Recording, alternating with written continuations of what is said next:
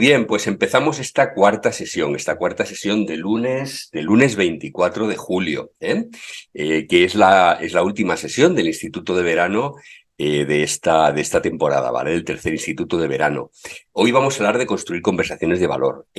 Como he llegado 2 minutos tarde, pues lo que voy a hacer es, y además seguro que la mayoría de las personas que estáis aquí sois habituales nuestras, y ya me habéis escuchado este rollo de quiénes somos, me lo habéis escuchado un montón de veces, pues hoy me lo salto para compensar esos 2-3 minutitos extra de tardanza por empezar, ¿vale?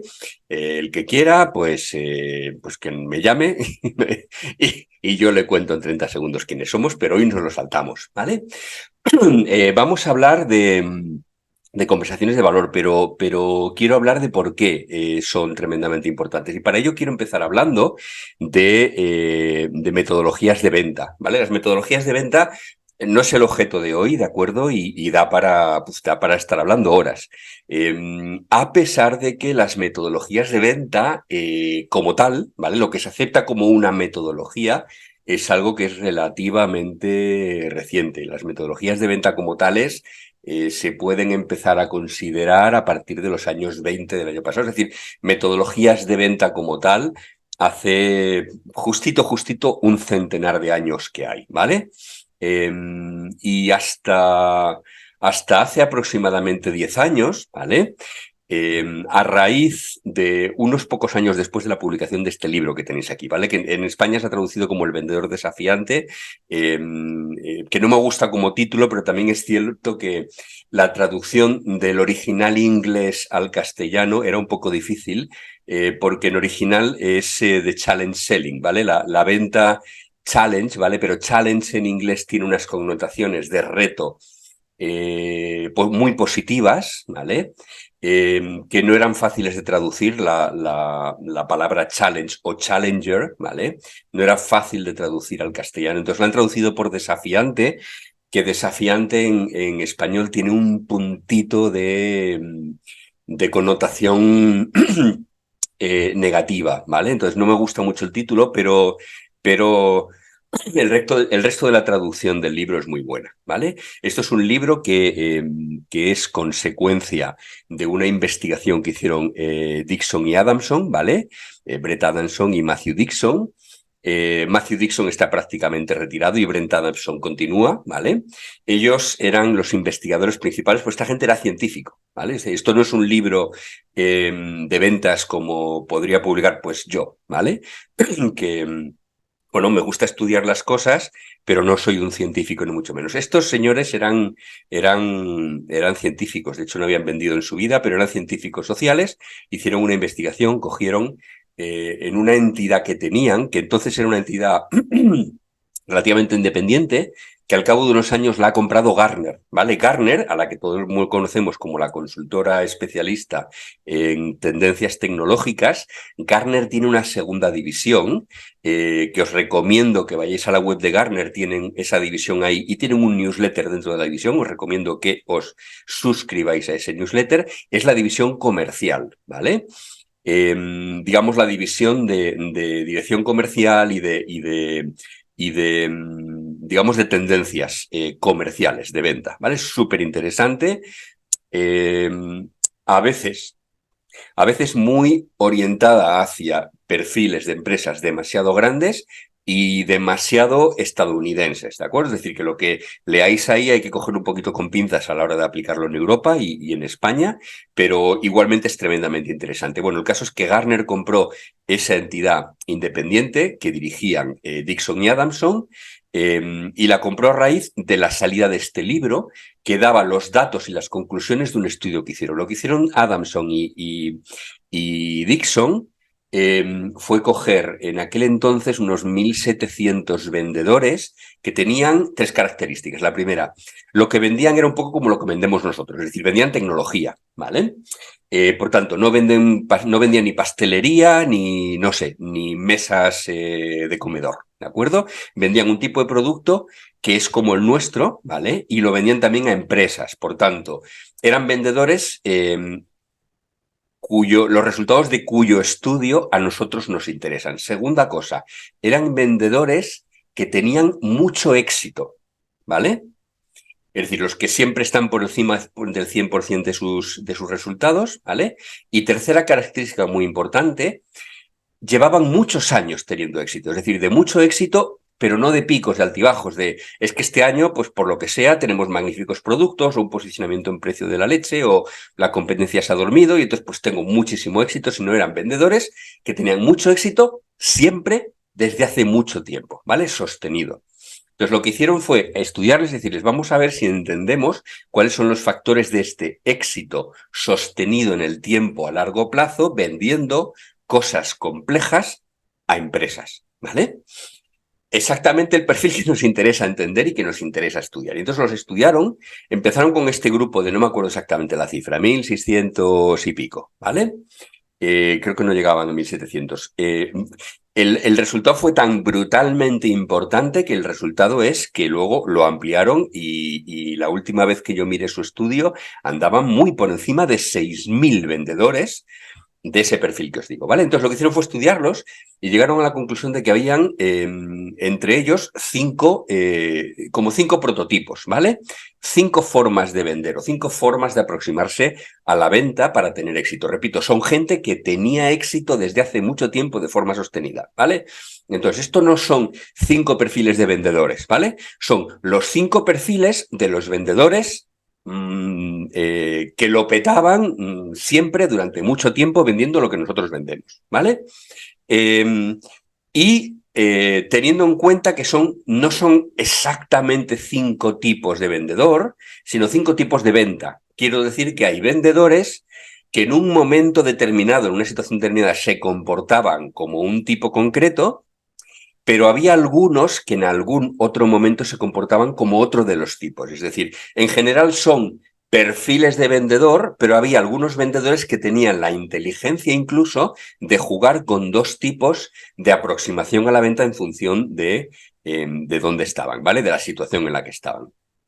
Y lo que sale es estos 5 tipos, ¿vale? No me voy a extender, ya digo, si algún día queréis que hagamos una masterclass solo sobre metodologías de venta, que es una cosa que a mí me apasiona, y me parece además que cualquier profesional de las ventas, ya no digo cualquier profesional de la dirección de ventas, que entonces ya, seguro, ¿vale? Pero cualquier profesional de las ventas deberíamos, igual que si tú vas a hablar con alguien que se dedica al arte, habrá estudiado historia del arte, o hablas con una abogada o con un abogado y una de las asignaturas que ha tenido es historia del derecho, ¿vale?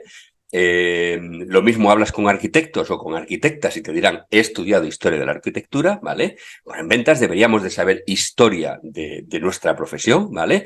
Y de las metodologías. Entonces, si alguna vez queréis que hagamos una masterclass, pues ya sabéis, ahí abajo tenéis lo de los globitos de preguntas y respuestas, nos lo ponéis ahí o nos ponéis un correo o lo que queráis y lo programamos para la vuelta del verano, ¿vale? Básicamente salían 5 tipos, ¿vale?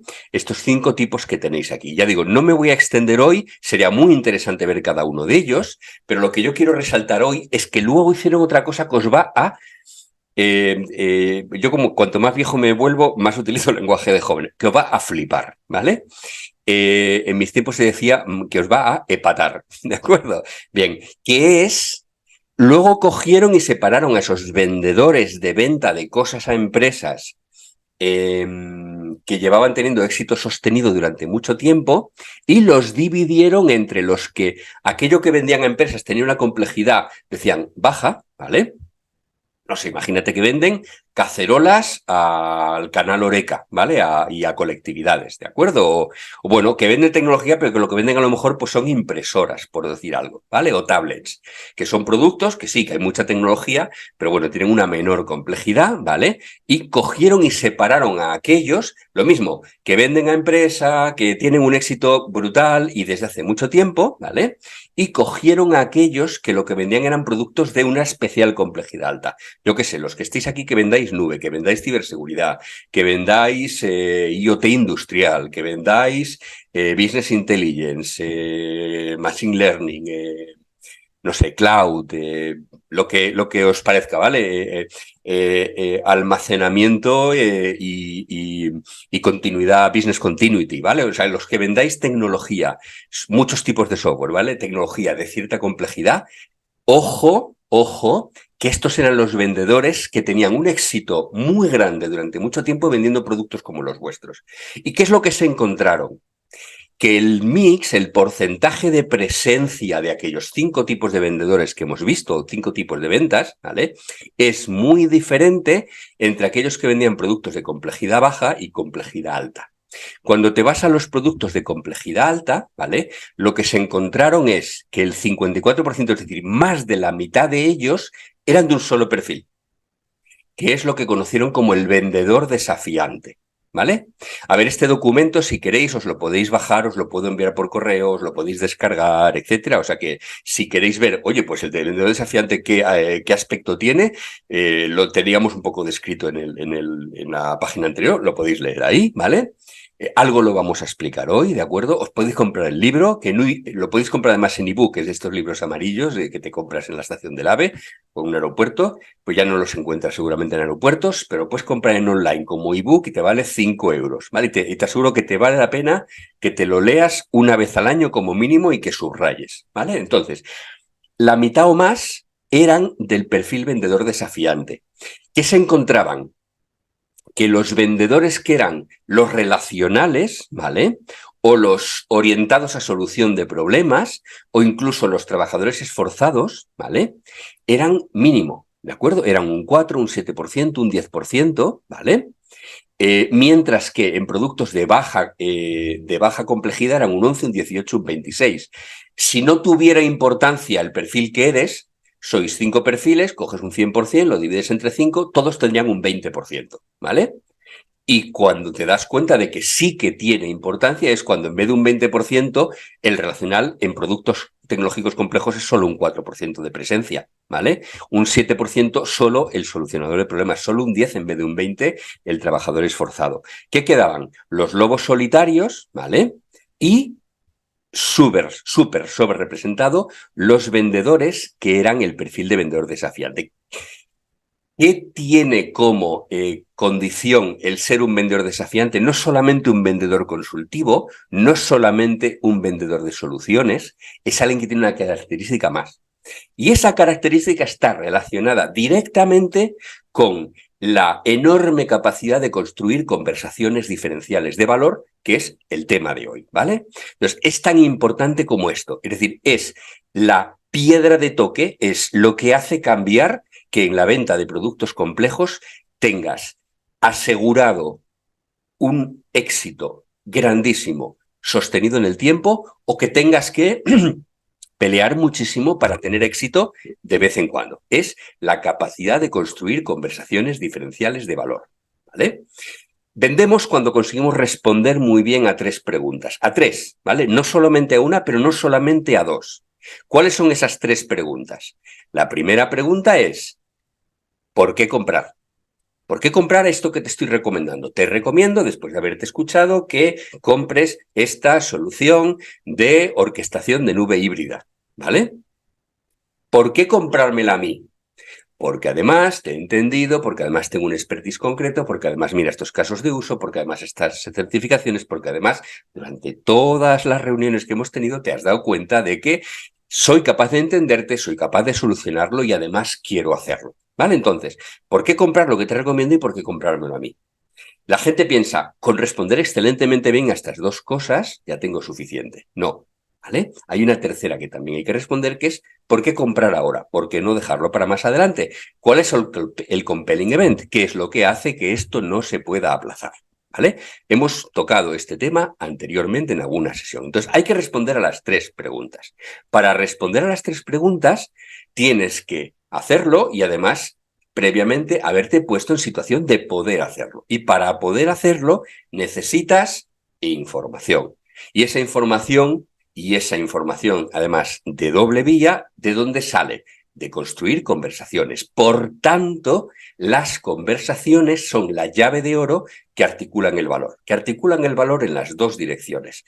Que le aportan valor al cliente, que le dan la seguridad de que tienes capacidad de aportarle valor, que te aporta el valor a ti, que te permite construirlo en forma de propuesta valiosa y diferencial. Las conversaciones son la verdadera llave de oro, el saber hacer conversaciones.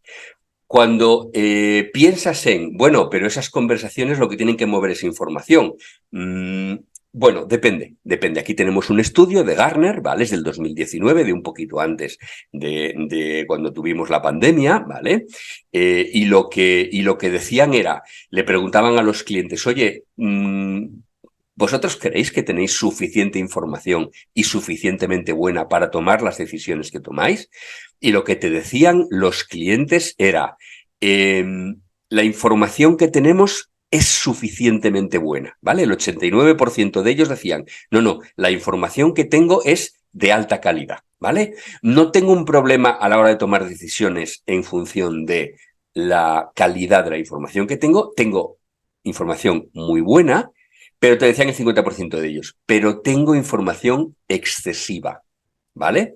Entonces, necesitamos no más información buena, sino una ayuda a la hora de discriminar de toda esa enorme información buenísima a la que tenemos acceso, cuál es verdaderamente la relevante, la pertinente, la adecuada, la suficiente, pero no la excesiva para esta decisión, ¿vale? Entonces, necesitamos no alguien que me traiga más información, que es el rol que teníamos los vendedores hace 30 años. Yo cuando empecé en esto hace 37 años, el cliente no tenía ni idea, nosotros teníamos toda la información y entonces parte de nuestro rol, parte del valor que aportábamos era, le llevábamos información acerca de producto, de tecnologías que el cliente no tenía. ¿Vale? Esa situación ya ha cambiado, o sea, los vendedores no somos proveedores de información. El vendedor que siga pensando, sobre todo el vendedor que venga de una extracción muy técnica, que piense que su rol es llevar la información al cliente, se está equivocando, porque la cosa ha cambiado. El cliente, entre que los fabricantes tienen acceso a él, que te puedes suscribir hoy a todos los newsletters que quieras, que hay publicaciones absolutamente magníficas, que tienes un montón de eventos en Internet y que en Internet tú golgueas, bueno, y ahora ya con la IA ya ni te cuento. La información ya la tienen. Tú no le vas a traer una información que no tengas.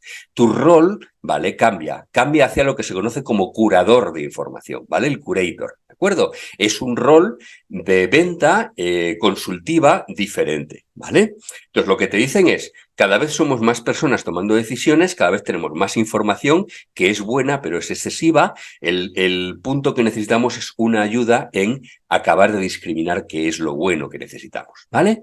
¿Por qué?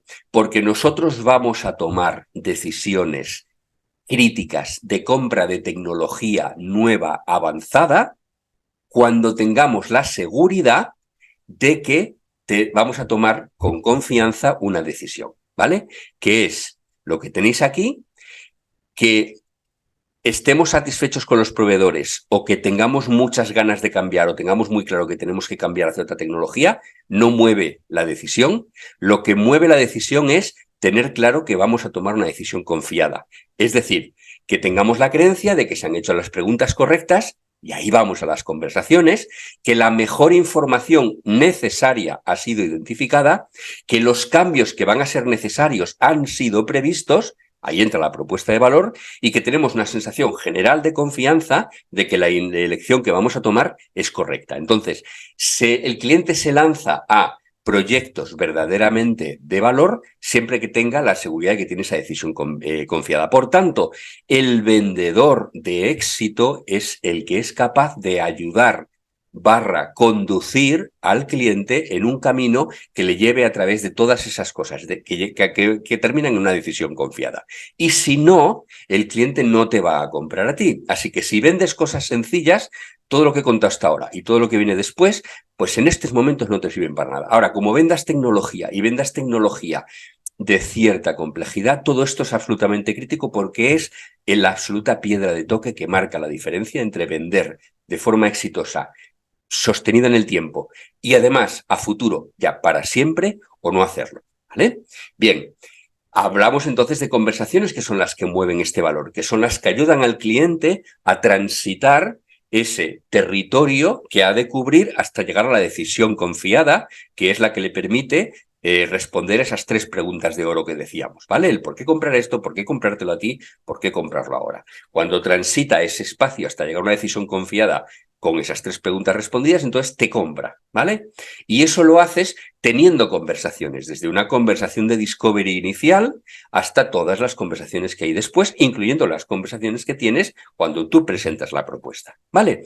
Y hay 3 tipos de conversaciones. Tienes las conversaciones relacionales, tienes las conversaciones solucionadoras y ojo, porque la mayor parte de los vendedores piensan que una conversación solucionadora es una conversación consultiva. Y las conversaciones solucionadoras, en general, no son ni conversaciones, son interrogatorios. Cuidado, ahora te voy a explicar, ¿vale? ¿Por qué? O las conversaciones verdaderamente consultivas, que son las conversaciones retadoras de ese perfil de vendedor que veníamos antes, ¿vale? Entonces, las conversaciones relacionales son esas que te sirven para hacer farming, es decir, para defender tu posición, pero no te sirven para ganar nuevo negocio en sitios donde no estás, en clientes donde no estás o en contactos donde no estás, ¿vale? Pero sí para mantenerte donde estás, son conversaciones orientadas a generar una relación de confianza, a incrementar esa relación de confianza, a conocer nuevas personas, a relacionarte con ellas, a tener un ambiente empático y positivo con esas personas. Eso es estupendo y es magnífico y es una característica del vendedor relacional estupenda para blindar tu posición donde estás, pero no sirve para crecer. Luego están las conversaciones solucionadoras, que es la que la gente piensa que son las conversaciones consultivas y no lo son. Una conversación solucionadora es una conversación que hace una serie de preguntas al cliente, preguntas magníficas, preguntas pertinentes, preguntas necesarias, imprescindibles, como ¿y cuántos usuarios concurrentes vais a tener? ¿Vale? ¿Es necesaria esa pregunta? Sí. ¿Es una mala pregunta? No, no, es una buena pregunta. Ahora, que tú tengas una reunión con un cliente de 1 hora en la que solo le vas a hacer preguntas de tipo solucionador, del tipo, ¿y este problema cuándo ha salido? ¿Y qué es lo que lo ocasiona? ¿Ha habido cambios que hayan generado que esto sea así? ¿Cuántos usuarios concurrentes vais a tener? ¿Cuántos petabytes de información vais a mover al año? ¿Cuántos de ellos son información adicional modificada al día? ¿Vale? Ese tipo de preguntas súper necesarias, súper importantes, ¿vale? Pero al cliente no le aportan valor, es decir, tú le haces esa pregunta y el cliente te la responde inmediatamente. ¿Por qué él te la responde inmediatamente el cliente?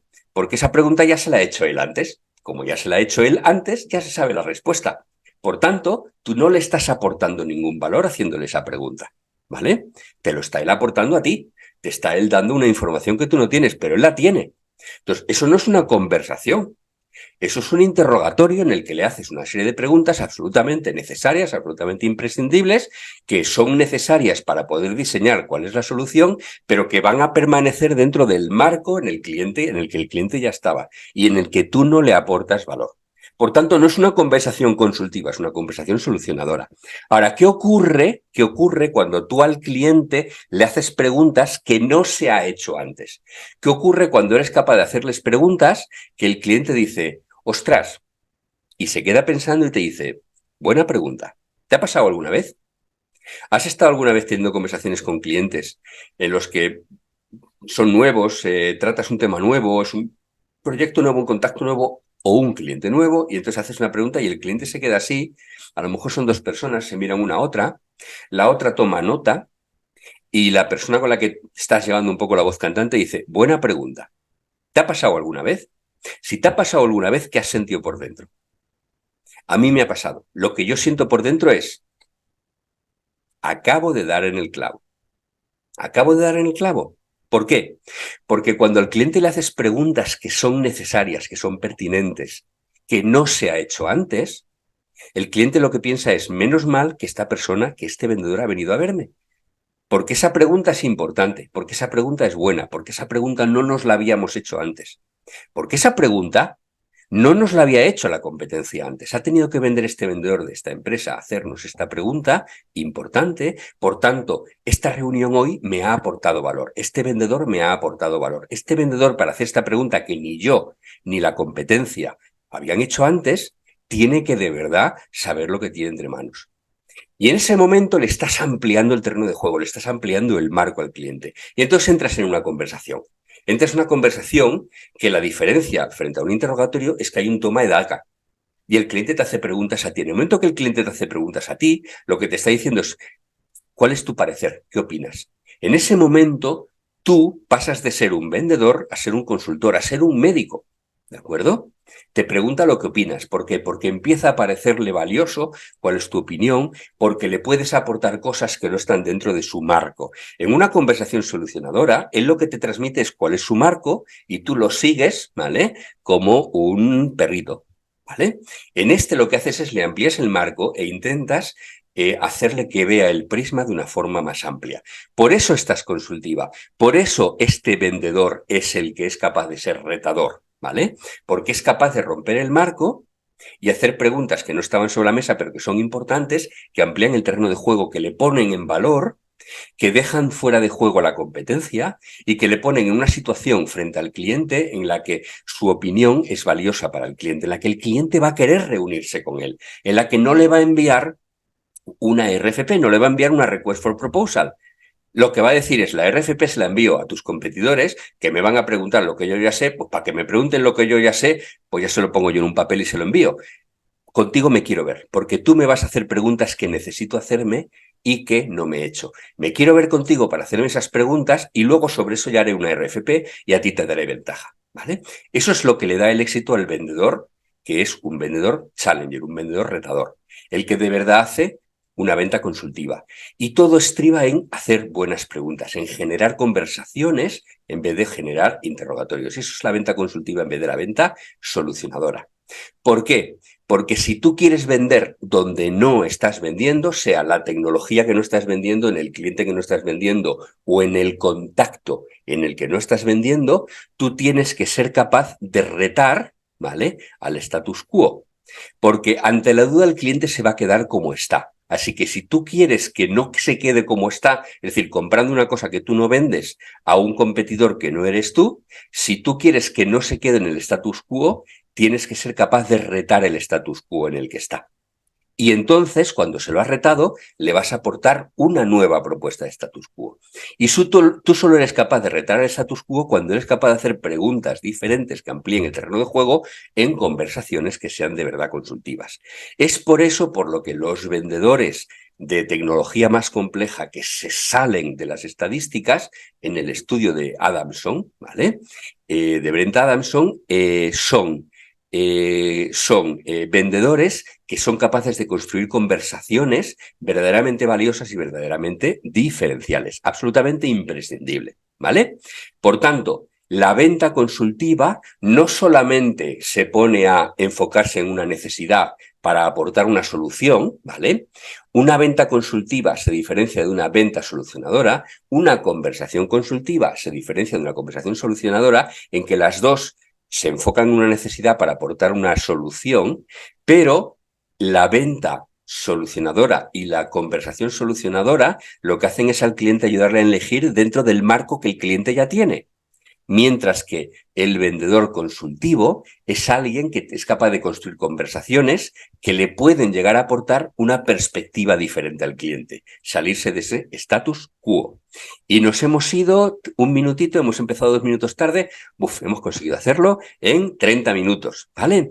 Simplemente deciros, alguna persona nos lo pedisteis la semana pasada en el preguntas y respuestas y ya por correo os lo hemos respondido, pero para las demás personas, que sepáis, las 3 sesiones anteriores están ya subidas en nuestro canal de YouTube, ¿vale? Es youtube.com/The Tech Sales. No de IT Sales, sino de Tech Sales Institute, ¿vale?